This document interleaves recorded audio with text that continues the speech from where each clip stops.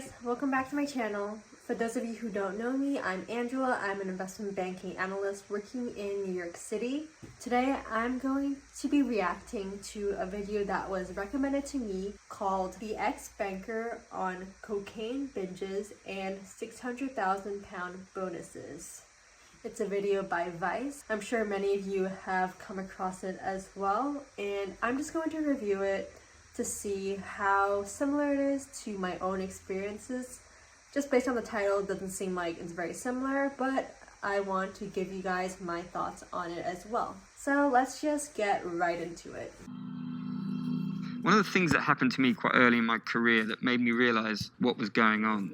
I went to some basement with about 100 other bankers, and there were this semicircle of plastic chairs, and we all sat there, all men, and then these two women took out an assortment of marital aids and just proceeded to have sex with each other while people were doing coke and people were watching, and then they got some people in the front row and then just started f***ing them. There's something grotesque about 100 men in suits watching two women going at it hammer and tongs, and I remember thinking, okay, this place is a little bit mad. Clearly, I haven't experienced that myself, but whether that's a common thing, at least in the workforce nowadays, I don't believe it is. So this guy was an ex-banker from the mid-90s to 2008. So perhaps times were a little bit different then. I think that this fits a very stereotypical, extreme mindset of what investment bankers are like. And perhaps that was from an older era where people did do this, but I think that nowadays it's a much more professional and serious mindset where this kind of stuff doesn't really happen often, at least to my knowledge. I was an investment banker for 12 years between 1996 and 2008. It's an incredibly secretive world. No one really seems to understand it. I thought it was about time someone explained what really happened. Okay, secretive world. I wouldn't say that it's a very secretive world. It isn't like this, it's a secret exclusive society that's super difficult to get into and that no one knows about. I think that that's putting way too much of an illusion on this whole industry.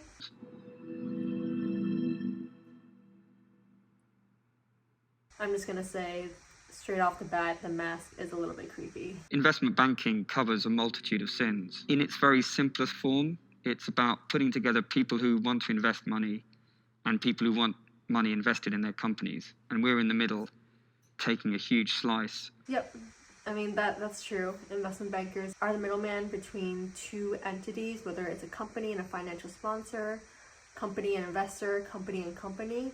The investment banker is in the middle to help along with that process and takes part of the fees.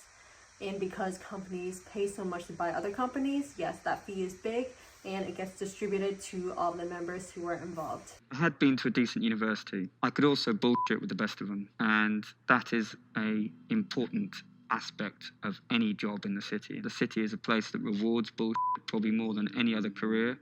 Personally, I do find that a little bit true. Sometimes it's more of an art than a science. Think about it like this. Let's say you're valuing a company for what it will look like in 5 years. But a lot of these numbers are honestly just made up. Yes, they're based on industry research, they're based on experience, and there is a more correct number. But a lot of times it is really more of an art than a science. It's about how people interact with each other during these meetings that get these deals done. I couldn't believe the amount of money I was earning. Within about 4 years, I was earning 120 and my bonuses were getting up to 300. And then by the end of it, I was over 600. The money is ridiculous. I mean, the justifications for the money have always been things like, oh, it's stressful. Well, this wasn't as stressful as a teacher's job. Oh, it's dangerous or risky. It's not as risky as being in the army.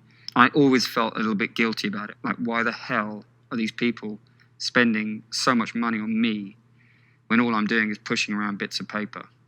It was a source of continual bafflement. You are pushing around capital in a sense, and it is a lot of money to be paid. A lot of other jobs are both dangerous and more risky and have really long hours. But just speaking from an investment banking standpoint, the hours are pretty excruciating. Yes, you're sitting on top of a high-rise building and it is a privileged position to sit in. I think that in finance, what people think about is that, in a sense, you're giving up a good amount of your younger years in your 20s by working hard, by working these grueling 80 to 100 hour weeks in order to make a lot more money when you're in your late 30s or early 40s. I don't think that's for everyone. It's just really what your priorities are. Cocaine is the perfect drug for bankers because it is expensive, it's glamorous, it's something that can make you talk even more bullshit than you normally do. It gives your already inflated ego an even bigger puff. It used to be a core part of my strategy for getting clients on board. We both had something on each other. I could lose him his job, he could lose me my job.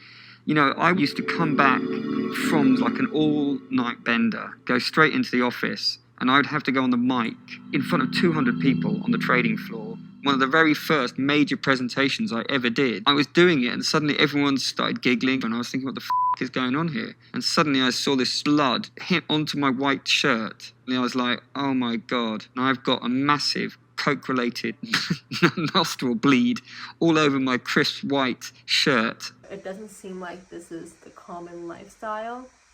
This could have been back in pre-2008 in the 1990s. I could see this being a thing, but not now. It's the perfect job for a psychopath. If you look at what psychopaths are, and I'm not talking about Hannibal Lecter here, I'm talking about actual, normal, everyday psychopaths. They are manipulative. They are often charming. They hate jobs that require serious qualifications. They are people who don't show remorse or have empathy. For example, if a company announces that it's going to lose 1,000 jobs, you might feel that's a bit of a shame, but actually in the city, we would absolutely celebrate and reward that company because that company is going to be more efficient and it's going to make greater profits. It's an industry that rewards psychopaths, and it's an industry that psychopaths thrive in. Laying off 1,000 employees is horrible, but yeah, in investment banking, and especially from a company's point of view, it's considered cost efficiency. It's really just about how you view it, but I don't think that this makes someone a psychopath, right? Insider trading happens all the time because people in the city aren't satisfied just with their six-figure salaries and their six-figure bonuses. They want to get even more money. Yeah, so I think a lot of what he's saying is more relevant perhaps to his time period. I wouldn't say insider trading is a very often thing. I was playing for the team that was on the side of corporations that were raping this planet.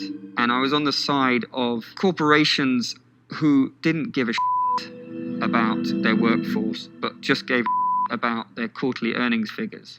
Kind of gets to you, especially if you have the kind of upbringing I had, which was fairly left-wing, religious, and I was a kind of a hippie as well. You know, I used to tell young kids about what a terrible job banking was, and then when I described it, strippers, £1,000 meals, cocaine, bonuses of £500,000-600,000, they were like, tell me how I get this job. Those bonuses are accurate on a managing director level if you're the most senior, which probably means you're likely at least in your 40s. Cocaine, strippers, I think that fits with the stereotype of investment bankers.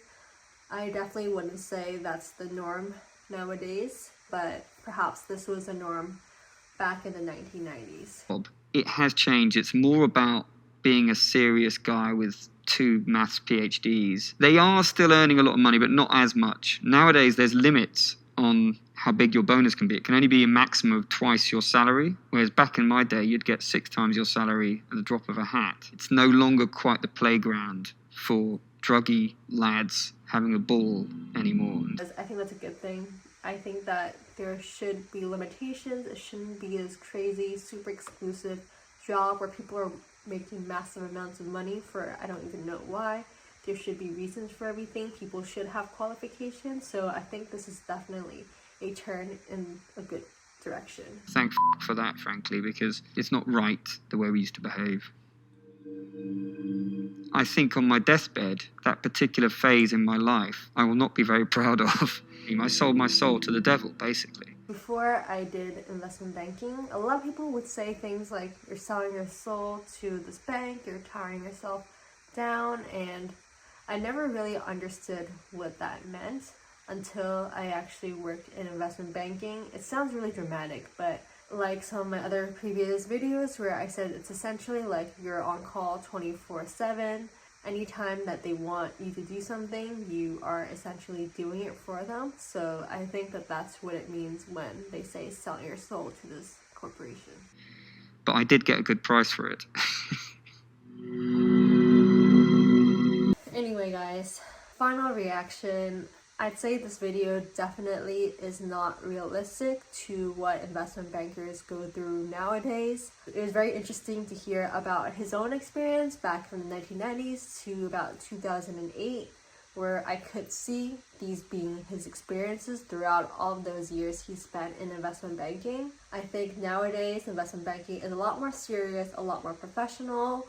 There's more qualifications and more regulations around it, which I think personally is a great thing. Thank you guys so much for watching it with me and hearing my reaction. If you enjoyed this video, please give it a like, subscribe to my channel if you haven't already, and turn on the bell for notifications so you know whenever I post a new video. I'll see you guys in the next one. Bye!